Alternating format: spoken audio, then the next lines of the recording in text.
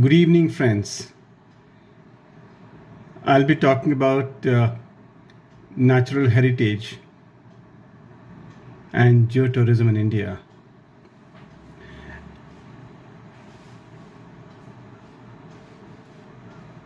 We all know that India has a rich heritage in terms of cultural, tangible, intangible.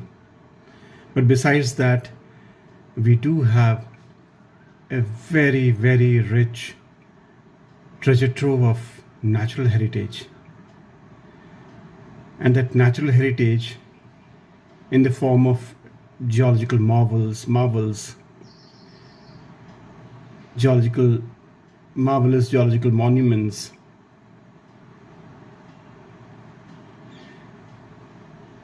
rich flora, fauna, preserved in wildlife sanctuaries in India. But besides that, we do have a treasure trove of fossil record. And there are over dozens of fossil parks, which are the very safe homes, safe zones for their preservation. And these fossil parks tell us about rich biological past that we have had over the last millions and millions of years of history. I'm happy that this group called Adventures in Archaeology has began this lecture series,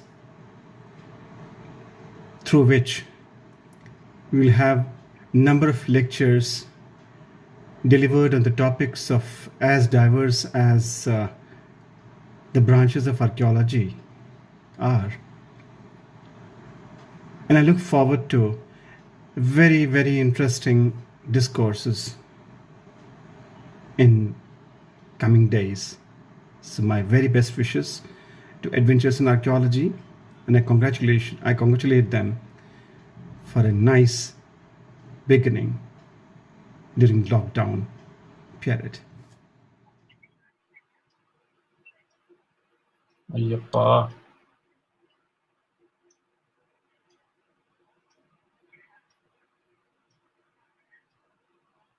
I did that. I'm on the slideshow of first slide, title slide.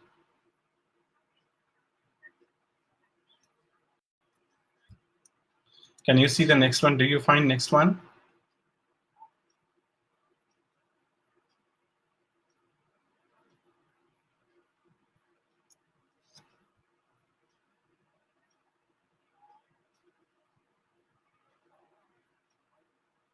But if it doesn't move, then what will happen? I'll simply keep on speaking on the basis of slides. Okay.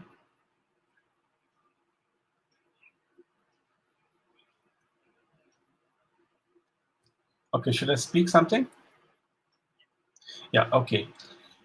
A very, very good afternoon, my dear friends of Adventures in Archaeology.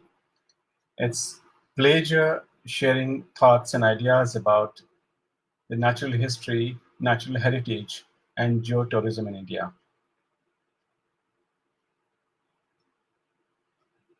Okay, so I have to repeat again because again I'm breaking now.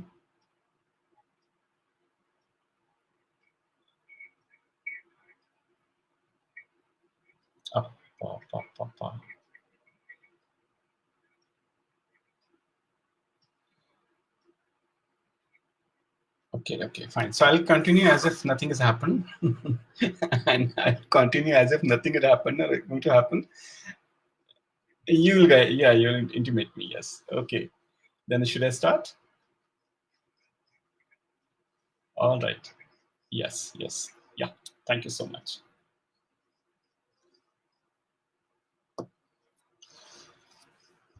Very good afternoon, my dear friends of Adventures in Archaeology. This afternoon, we have a talk on natural heritage and geotourism in India.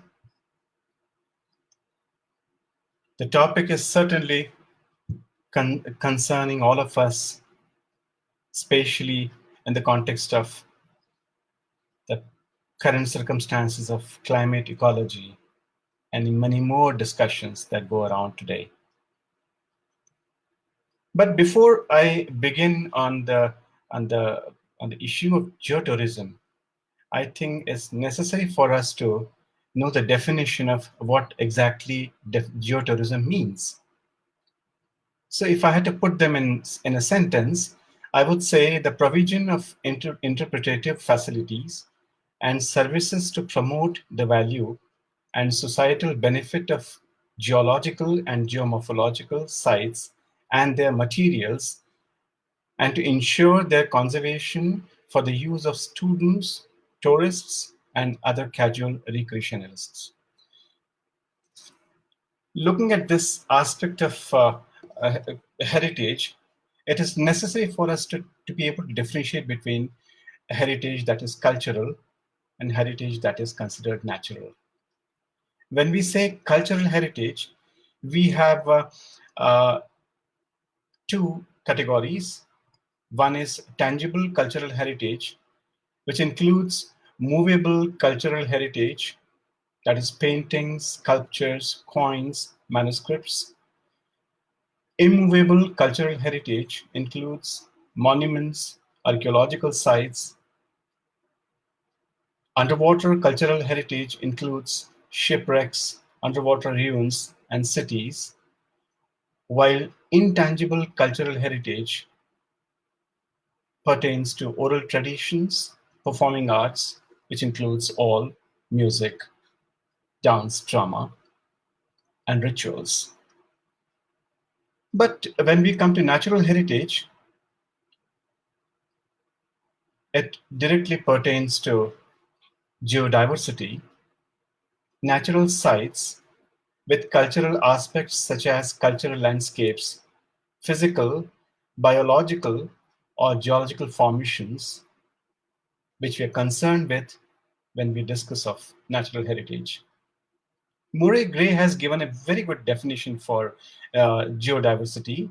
He says, geodiversity is the variety of rocks, minerals, fossils, landforms, sediments, water and soils, together with the natural processes which form and alter them.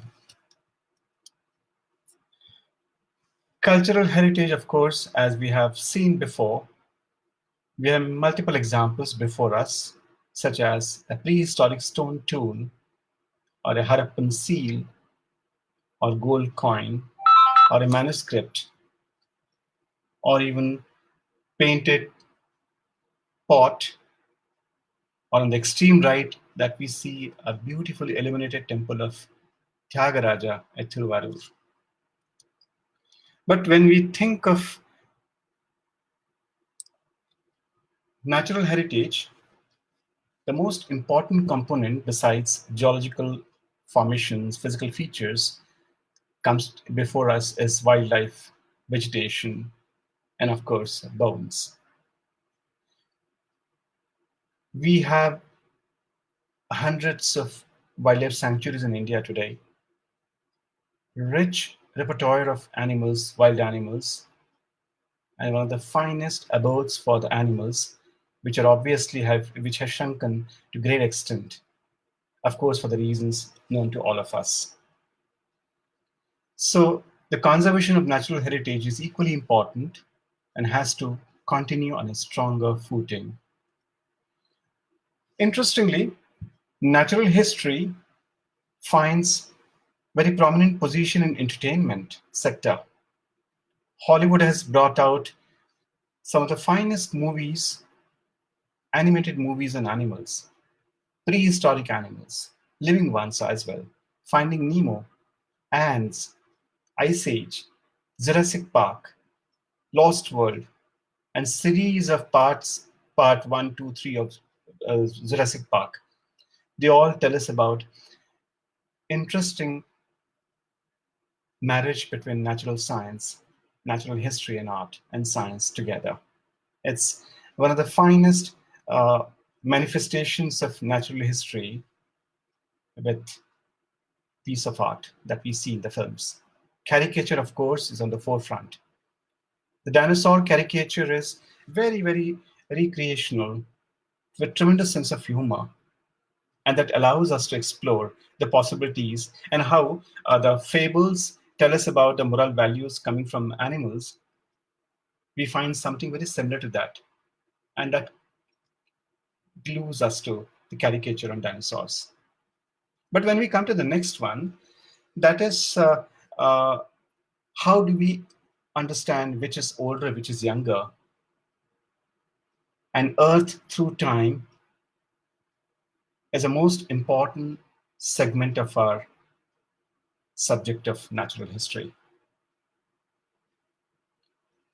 We know for sure 4.5 billion years, the history of Earth and thereafter life. So if you see this timeline, which is put up vertically on top of one another, starting from Cambrian, Precambrian, going up till Quaternary, is a wonderful display of understanding how one after another we see the Earth through time.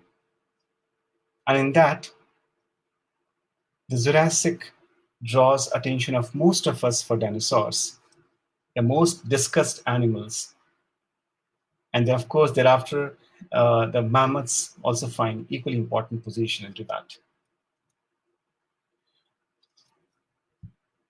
Let us move on to one important factor, one important segment of natural history, segment of geotourism, that is fossils. Today, there are close to a dozen of, or perhaps more than a dozen of fossil parks in India. Across the world, there are, of course, many more. And the fossil parks are the safe places for preservation, conservation of these fossils which have been found there. But let us find out, first of all, what is a fossil? What is called fossil? How should fossil look like? Can we call anything a fossil? Certainly not. So when we look at these types of fossils that we have, we go to the body fossils. So we have, for example, fossilized bones of elephants, long bones, as you see on the screen, or hippopotamus, extinct hippopotamus's jaw. On extreme right, you have amber, one ant embedded in amber. Itself is a type of fossil. And then we have a gastrolith. As we know, the dinosaurs would swallow pebbles, and those pebbles function as grinding stones for the food that they have ingested, they have eaten, they have consumed. And along with excreta, the stones they will throw stones as well. And stones, having worked extensively in the abdomen, you will find them heavily rolled and highly edged, rolled, pebble-like. They're also called fossils. They're known as gastrolith. And right below, we have a mammoth carcass in Siberia. The history of Siberian mammoth discoveries goes back to more than 200 years now. And the story goes that how the Siberian the mammoths of 4 to 5 to 10,000 before, we have a history stretching back to 50,000 years, or even before, that these mammoths were, after death, they got buried in ice. They were preserved beautifully, but as ice melted, their carcasses got exposed. And many a time, the scavengers have taken their share of meat. But the discoveries have left behind a huge corpus of skeletal material of mammoths in Siberia, and which provides us one of the best examples of studying the distribution, ecology, diet, and so on of these animals of bygone era. That's also a kind of a fossil. Well, we see here little pebble-like rounded objects. They're all excreta, they're all fecal matter dinosaurs have thrown away. And this is excreta is also known as coprolite. it's also a type of a fossil. And these coprolites have been discovered from one of the most well-known fossil localities, dinosaurian nesting sites in Chandrapur district of Maharashtra, at a village near a village called Pisdura,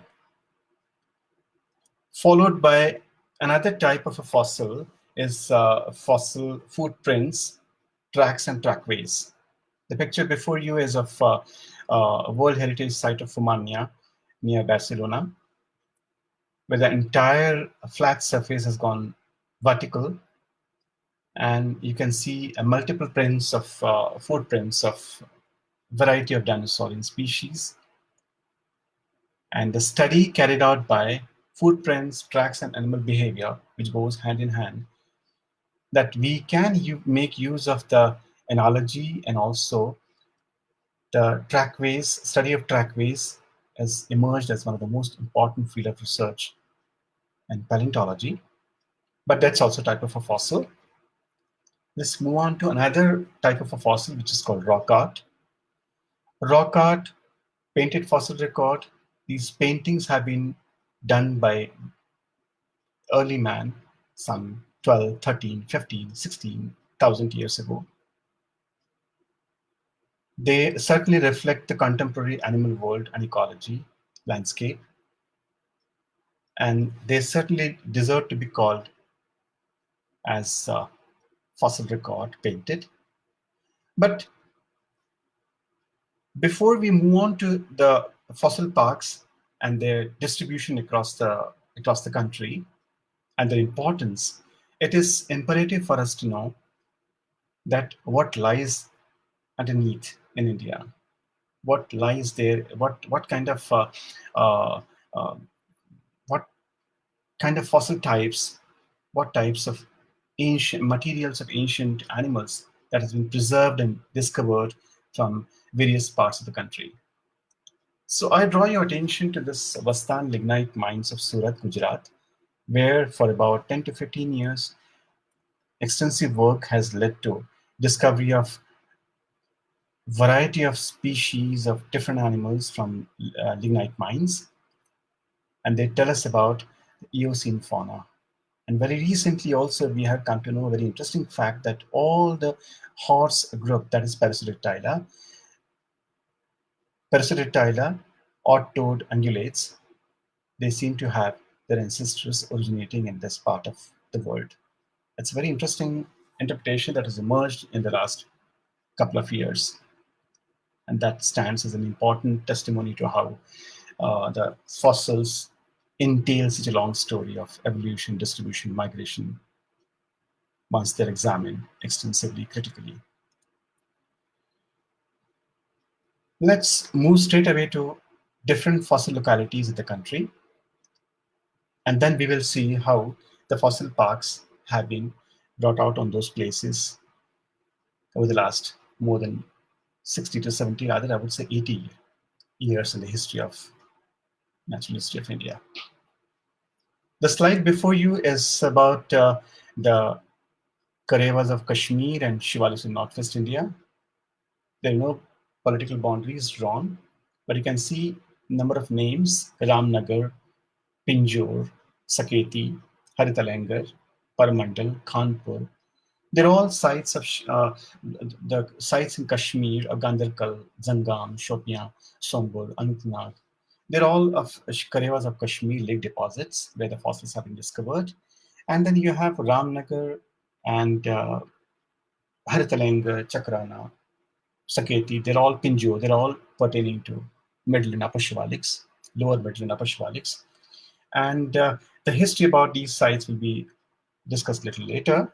But we move on to another interesting map of central India, where we have this green pins showing you the initial research in early 19th century by stalwarts of natural history, Dr. U. Falconer and many more Victorian natural historians who began their work in this area. You go further down to Godavari Valley, where Hingoli, Mungi, Madhameshwar are one of those rich fossil localities from where large animals, cattle, buffalo, elephants, deer, horses, have been discovered. And further we go down to the place in Kurnool Caves in Andhra Pradesh, where for the first time in 1850, we had fossils discovered of a variety of large mammals by none but Bruce Foote's son in 1884, Henry Bruce Foote, who discovered for the first time a rich fossil record from Kurnool Caves. When we move further, we start suddenly seeing so many yellow pins, which indicate recent discoveries. So slowly, I'm showing you the map of India getting dense, the fossil map of India getting dense with more and more sites as the time passes by. And this gives us a very clear picture of what kind of landscape it must have been, how in all such river valleys of peninsular India, the landscape was well supported by the Galleria forest, where we have a large number of mammals preserved and whose at some places the fossils being found. Peek further down to South India, where we have Kurnool Caves. Then we have very well-known sites in Tungabhadra and Hunsgi Baichibal in Gulbarga, Kalaburgi, and followed by some more traced localities in Tiruchirappalli. And if you go to the Star of Sri Lanka, we have Ratnapura Formation. We have another set of middle to late Pleistocene fossil localities have been discovered nearly 60 years ago, 70 years ago. When it comes to fossils, spatially coming from the period of Quaternary, we had to think about who else shared the landscape. And we know for sure that it was prehistoric man who was sharing the landscape with them. And in this map of India, we have a lot many Paleolithic or prehistoric Stone Age sites have been plotted. And many of these sites, most of these sites, I would say, that the fossilized remains of animals have been found. In fact, Narmada is one such locality, Narmada Valley is one such area where the fossils have been discovered since the first discovery in 1833 by a report by James Prinsep, and thereafter nearly it will be 200 years in 2032 that we will be completing 200 years of discovery of fossils. Now, in fact, there is a demand of developing Narmada Valley, fossiliferous sites of Narmada Valley as an important fossil park. And that demand is justified because these fossils discovered there, they definitely need protection, and creating a fossil park in the heart of India, especially with regard to the fossils which are contemporary to prehistoric life, would certainly give a better future for the fossil assemblages. And preservation is, of course, indeed, preservation is, of course, in need of the hour when it comes to such priceless collections of natural history. So, moving further, now we are just dealing with Pleistocene, and then we see many of these sites plotted in red ink on the map of India. And again, on the right-hand side, you have these many early Stone Age sites, Acheulean sites, which have been well dated by many of those dating methods, and they put us in a very definite time frame. They give a very definite time frame, and that time frame, animal fossils, stone tools, all comes as if a story is a holistic, complete story about prehistoric environments. But this particular timeline concerns only up till 4th, that is Mesolithic. Prior to Mesolithic, we are not, the paleontology, as far as fossils are concerned, they confine to 1, 2, and 3 as a time, for the reasons of time frame that is available to us. Now, the Acheulean, Middle Paleolithic, Upper Paleolithic, Mesolithic, Neolithic, Harappan, these are the terms for the various cultural phases from prehistory to proto-history to early history. And in this time zone, or in this timeline, we are very much concerned with the period up to 4. And now, in fact, we move on to a very interesting aspect of our talk, which is National Geological Monuments. The Geological Survey of India, under the Ministry of Mines, began these fossil parks and rock monuments, geological marvels, and many other monuments pertaining to geological features. They have been the star attractions as far as tourism of geokind is concerned. Having seen the spread of fossils, especially with regard to Pleistocene, let us move on into Cenozoic and even prior to Cenozoic times, where we have a very rich plant and animal fossil assemblages, which have been very well preserved, and they have been declared as national fossil parks. And this gives them a safe, it gives them protection against any kind of harm to the heritage that lies there. To begin with, we have this Saketi National Park, which is of large mammals, from late Miocene to late Pliocene to early Pleistocene. The deposits and shivaliks of northwest India near Chandigarh. We'll be discussing it later in detail. That park was established in 1974. We have another park as far as animals are concerned, Sironcha, which is a very, very recent one in Gadchiroli district of Maharashtra, which is again, of course, pertaining to dinosaurian times. It's with Cretaceous. You have another fossil park, Gogua, that is in Shahapura near Manjra, Jabalpur district of Madhya Pradesh, which was established in 1983, which is very, very well known for unique discoveries of fossils such as eucalyptus. You have, and of course, nesting sites of dinosaurs and variety of molluscan shells, marine shells that have been reported from there. You have on the extreme left of the map of India, you have Jhamarkotra, Bhojunda are the two well-known fossil parks famous for stromatolites. We'll be discussing a little later, so I'll move to another one. On the extreme left, you have Balasinore, which is a very recently declared Jurassic Park of India.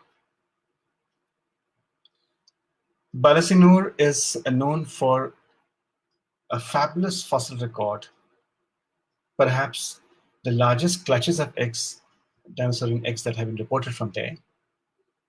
Not only that, but Sanaje indicus, that's what has been identified by experts, a massive snake devouring this egg, has also been reported from the site of Dholi Dungri in Khera district. So the entire region is very, very well known for dinosaurian fossil record, right from bones to coprolites to clutches of eggs and so on and so forth. We move further to eastward in Madhya Pradesh. The very well-known tourist destination heritage monument of Mandav near Indore also has bark beds, which are also known for dinosaur eggs, nesting sites. We further moved on to the sites like Tiruvakkarai, which was established in 1940, and Perambalur a little later, not 1940. They're all well-known botanical fossils The large tree trunks have been reported from there. And Mahendragarh in Sarguja district of Chhattisgarh is again another very important, this particular one, which is very, very important for marine record. So, as I said that we are discussing about fossil parks in this talk of today, we will be continuing highlighting more about these fossils, these fossil parks. Rock monuments would follow, and next talk of mine. Let's move on to Stromatolite Park, Bhojunda, Chittorgarh district, Rajasthan. These small clips of location and how to reach and map are very, very useful clips provided by Geological Survey of India website. They give us a very clear idea about how to reach, how to go, where to reach. And if you look at these Stromatolite Park details, we find that immediate question comes to us is, what is a stromatolite? What is stromatolites? Stromatolites are layered biochemical mounds, column or sheet, like sedimentary rocks formed in shallow water by trapping, binding, and cementation of sedimentary grains by biofilms of microorganisms. Stromatolites are intriguing portals into emergence and evolution of life on Earth.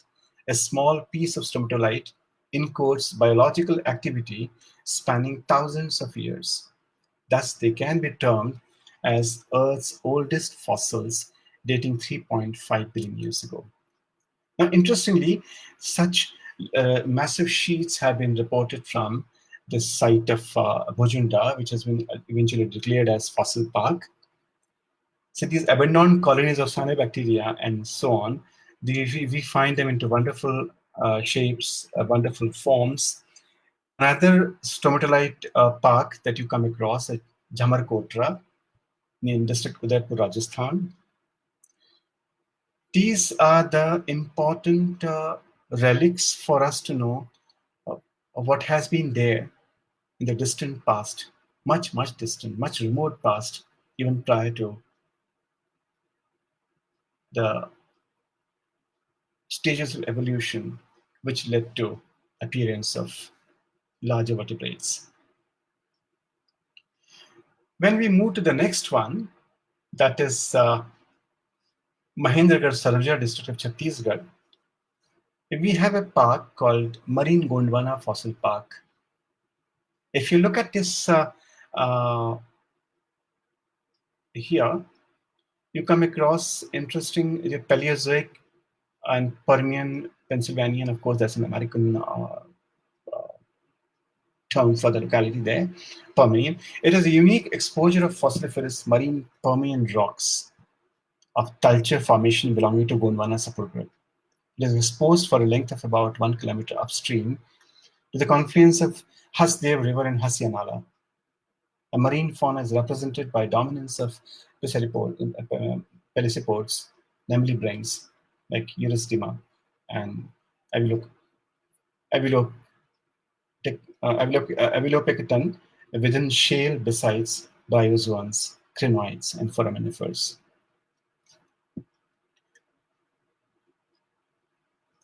Moving on to the next one, that is Akal Fossil Wood Park. Akal Fossil Wood Park is belonging to, it's been dated to Lower Jurassic period. And this somewhere here, 180 million years ago. You have petrified wood, which carries one of the finest examples of lush forest with a warm and humid climate that existed in the remote past of Rajasthan near Jaisalmer. The area is about 21-hectare fossil park that contains about a dozen fossil wood logs lying horizontal and random orientation. In fact, one of the longest specimens is about 13.5 meters long. And the fossils are of Petrophyllum, Pterophyllum, Equisetitis, species in dicotyledons, wood and gastropod shells. So we look at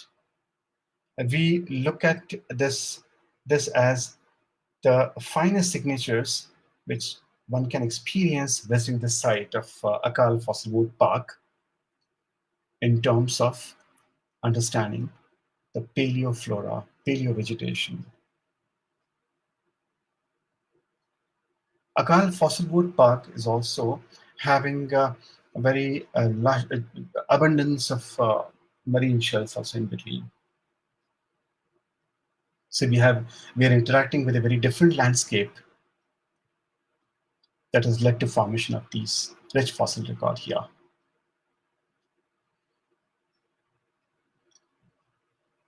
Sattanur, Perambalur district of Tamil Nadu, where we have this another fossil wood park, is a massive collection of petrified trees of Upper Cretaceous period. In fact, that reminds us of fossil wood, which has been preserved in the museum in Chemnitz in East Germany. Chemnitz fossil wood. This reminds us of how similarly in this part of Tamil Nadu, in distant past of nearly 100 million years ago, we had trees belonging to conifers, non-flowering of course. They dominated the land vegetation during the period. The fossilized tree trunk at Sattanur measures over 18 meters in length. In fact, this is very much accessible by road, and this connects to Chennai with Tiruchirappalli up to Siruvachur village, and this fossil wood locality gives us enormity of ancient forests and enormity of its potential in providing us significant clues to environmental issues of Upper Cretaceous times. We have another fossil wood park called at Tiruvakkarai in Villupuram district of Tamil Nadu. There are about over 200 fossil trees ranging in length from 3 to 15 meter and up to 5 meter in girth are seen lying horizontally, embedded in Cuddalore sandstone of Miocene age.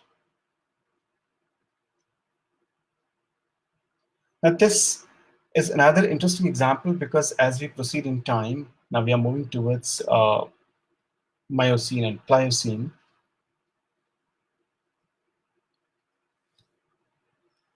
Very crucial signatures of environmental change that we can decipher from these remains. But as we proceed further to another interesting story of dinosaurs,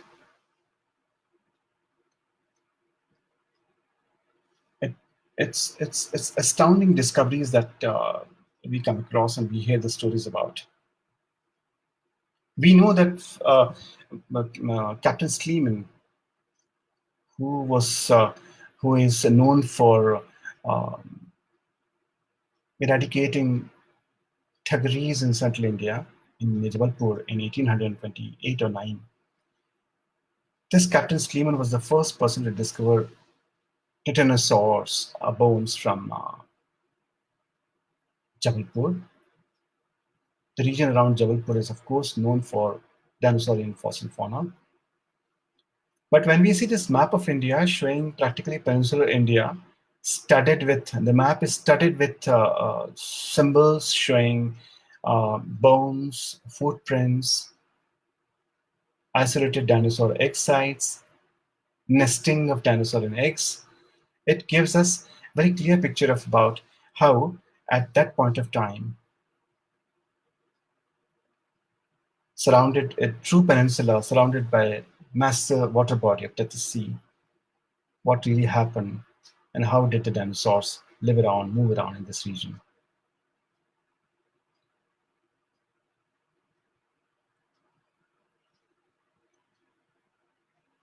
We have, as I said before, Kheda, Anzar,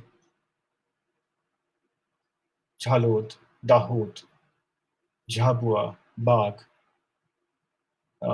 meeting point of western Madhya Pradesh and eastern Gujarat, and then middle of Gujarat that you see here, Kheda and Anjar. What we find here is that the fossils of dinosaurs are very, very prominent prominent objects of our understanding of paleofauna. But the princely state of Kheda, Balasinore, the royal family has taken up the issue of developing this entire region as a fossil park. And thanks to her and their family's initiatives, that today we have India's first Jurassic Park, drawing hundreds of people to this place to know about the animals which have left or which have disappeared nearly 65 million years ago from the Indian landscape. Kheda district is again a hotbed of discoveries with not just discoveries of specimens, but also we get to know about dinosaur behavior, dinosaur lifestyle, dinosaurian, and we also have footprints. So we can talk about the herd, the movement, and the habitat which they have exploited over the period of time. But as we move further towards east, from Jabalpur to when we move into Nagpur, Maharashtra, then we have Aurora, Chandrapur, Asifabad, Kota. These are the localities where dinosaurian discoveries are also equally important for us. In Yamanpalli, in Pranahita River Valley, this tributary of Godavari, we have a discovery of Badapasaurus taguri, vegetarian dinosaur from the site, from Kota Formation. And when we further come down to this Tamil Nadu, Ariyalur and Kalamanadu, we have bones as well as isolated dinosaur eggs. So as far as Jurassic and Triassic is concerned, Cretaceous is concerned, I would say the Jurassic Cretaceous is concerned, we have very rich fossil record represented by a variety of its own types of fossils of dinosaurs. And interestingly, out of which Kheda and, as I said, Sironcha in Gadchiroli, and then Ghugua National Park in Manjra and Jabalpur, Shahapur region of Manjra district, are the three important parks which have come up in recent years. And they showcase the most intricate part of the time, which is far too ancient to perceive when it comes to understanding the animal world. This particular map can give you a clear idea about which are those sites where we have nesting sites where we have eggs reported. They all clearly show us from Tamil Nadu further to Telangana, and then you go up to Madhya Pradesh, Maharashtra, Madhya Pradesh, and then further you go to Gujarat, third, just right below that, in state of Gujarat. So these are all the localities which give us a clear picture of distribution of dinosaurian sites, preservation, and exploitation of landscape by these large, massive vertebrates. Rashtriya Jivashma Udyan Ghugua Madhya Pradesh Van Vibhag is one of the recently done. This picture is also produced by Geological Survey of India, which gives us a very clear idea about that. Finally, we have yet another significant safe zone for the fossils for conservation and future preservation that has been erected now. As we further move to another interesting fossil park, interesting I say it because now we are coming close to the ancient past. I mean to say, we are moved away from Mesozoic. We are into Cenozoic. And we are looking at the best fossil treasure troves that are preserved in Shivaliks of Northwest India.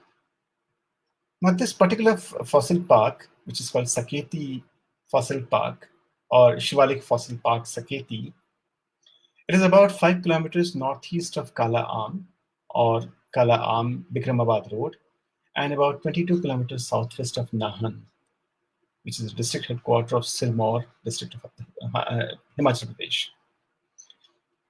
And these fossils found in the deposits of Saketi, for their enormous abundance and their spread of fossils, the species diversity, type of animals recovered, it wasn't surprising that the government of India found it very useful to develop a national park, fossil park, which will secure all the fossils which are reported from those sites to be preserved there and there itself. So that conservation is well taken care of. Now these Shivaliks of Northwest India, they run from, you can see in Punjab, Pakistan, to over 1,000 kilometers. They have a stretch up till Assam, and they have a thickness of reaching up till almost 67 kilometers vertically. And these sites are the foothills of Himalayas, ranging in age from 18.3 million years to 0.22 million years. So something like 1.83 crore to 22 lakh years before the present. And the Shivalik Hills have a very rich legacy of fossil discoveries. Shivalik fossils are known since, I would say, 1830, 36, 35. This continuously exposed of formations of Shivaliks from Indus to Brahmaputra in the Himalayan foothills provides us a very, very rich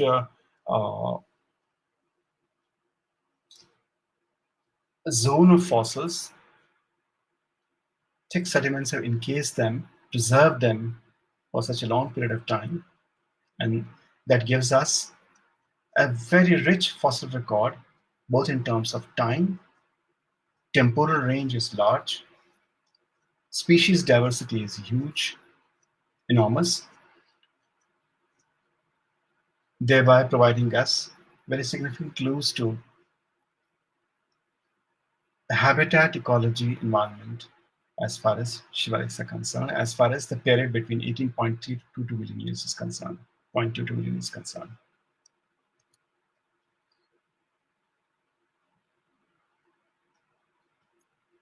Now, in Shivalik Hills, near Pinjore is the only type site of Upper Shivalik type site which we are left with in India. Rest all are in Pakistan. Kamlial, Dhokpatan, Nagri, Chinji, Tatrot, all have remained in Pakistan. But these all sites give us a successive evolution of life from early Miocene up till early Pleistocene.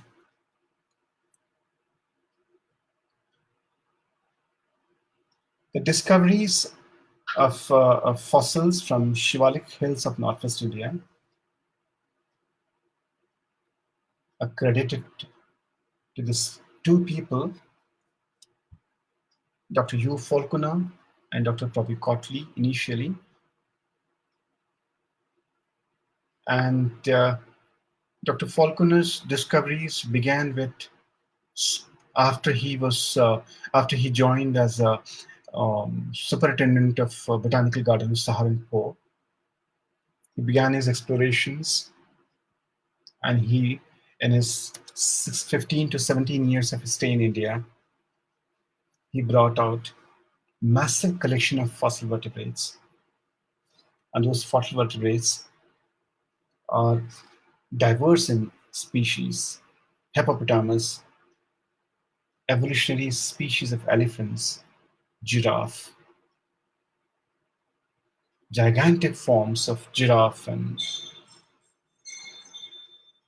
horses, their ancestors, nearly 49 genera of mammals, vertebrates that have been reported from. More than 50 genera have been reported from Shivaliks in Northeast India, especially with regard to Upper Shivaliks. And it is this Upper Shivaliks that in the place called Saketi, we have this National Fossil Park.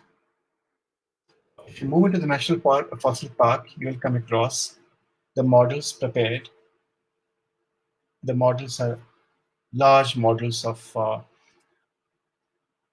four-horned, four-antlered, giant Shivatherium giganteum, giraffe, extinct giraffe, or even for that matter, hippopotamus, stegodons, primitive elephants, alligators, gharial, crocodiles, all have been, wherever the fossils have been reported, wherever the fossils have been discovered, right at that point, the casts have been prepared and installed. So, and the fossils are not allowed to be taken out of this area. So naturally, this becomes a very, very safe zone for the fossils. Like all other fossil parks that we have in India, this also happens to be in a very safe zone for its future, for posterity. So when we think of the preservation, conservation, and the message that we get from these fossil parks, why do we need to have fossil parks? What's the use of fossils? Why do we have to have the fossils preserved in? They are the best window to understand the ancient landscape, ancient environment, and also mechanism that went ahead in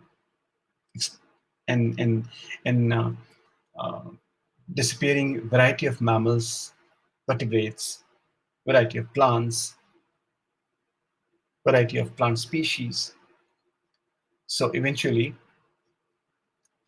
understanding the dynamics of life since prehistoric times can be possible only by looking at these. And the fossil parks are not just amusement or entertainment. These fossil parks are practically are the places of learning. They allow us, they give us a clear perspective of how the animals, where they have been found, what morphology, adaptations they have been able to achieve over the period of time.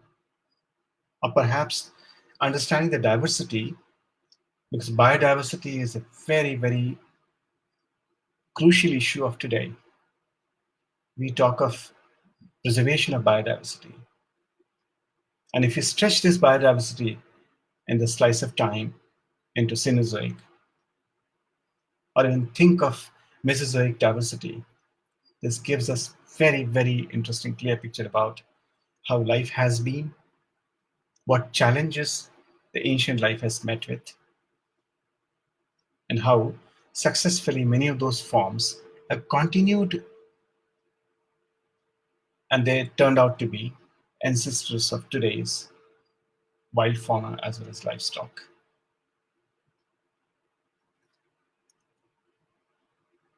Some of the illustrations that we find here of variety of low Shivalik and middle Shivalik fauna provides us a panoramic view of ancient life.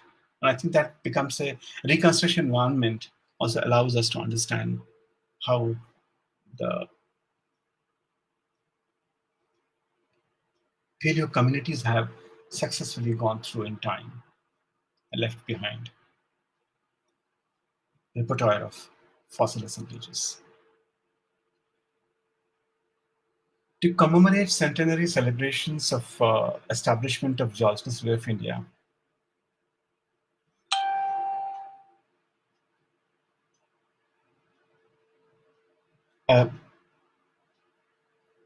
India postage rupees 2 annas depicting Stegodon Ganesha as a remarkable achievement as far as fossils are concerned, because we see here interesting story developing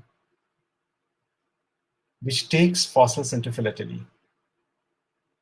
Today, philately is one of the most interesting part of how fossils have traveled from museums, from laboratories, to even postal department, and people have appreciated this ancient life. And commemoration of stamps is one of the most interesting achievements of fossil world. Today in the world, different parts of the world, variety of philately has brought out a variety of stamps on rock art, on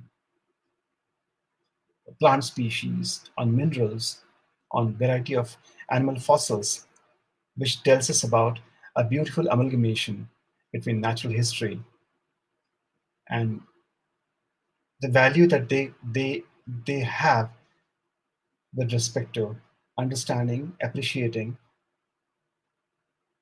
natural history around them. I thank my friends of Adventures in Archaeology for letting me express these thoughts about fossil parks. And I look forward to interacting with you in future, perhaps very soon, on geological monuments and geological heritage of India in general. Thank you very much.